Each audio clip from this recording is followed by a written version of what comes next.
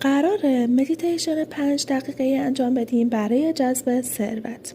این مدیتیشن کوتاه قدرتمند به شما کمک میکنه یا ذهن خودتون رو برای دریافت ثروت و فراوانی برنامه ریزی کنید و انرژی مالی خودتون رو افزایش بدید. در جای آرام بشینید یا دراز بکشید. چشمانتون رو ببندید و چند نفس عمیق بکشید. 5 نفس عمیق قراره بکشید.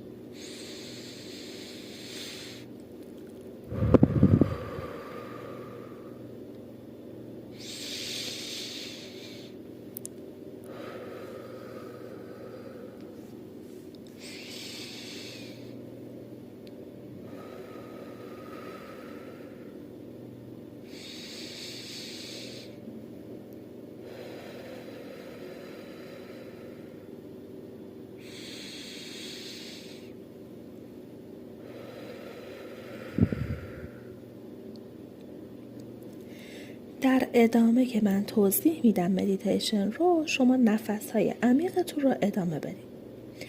تصور کنید حسابی پر از پول دارید یا درآمد شما چند برابر شده. خودتون رو توی حالتی ببینید که بدون نگرانی مالی زندگی دلخواهتون رو دارید.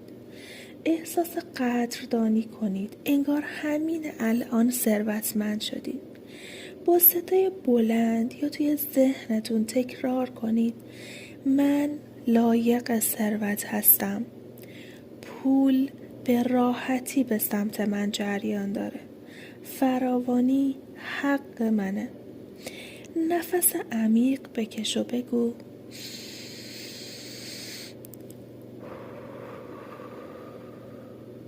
خدایا متشکرم. این انرژی ثروت رو سعی کن توی بدن خودت حس کنی. آروم حالا چشماتو باز کن. مدیتیشن ما تمام شد. اما شما میتونی این کار رو آرومتر انجام بدی، بهتر درک کنی اون حس رو، اون حس ثروتمندی رو، انرژی ثروتمندی رو تصور کنی، چیزایی رو که دوست داری بهشون برسی رو. این کار رو هر روز صبح انجام بده، ترجیحاً قبل از چک کردن گوشی. اگر افکار منفی اومد سراغت، اونا رو قضاوت نکن و به تمرینت ادامه بده. یادت باشه ثروت اول توی ذهن ساخته میشه، بعد در واقعیت خودشو نشون میده. ثروت یک حالت ذهنیه. این مدیتیشن به شما کمک میکنه که اون حالت رو فعال کنید.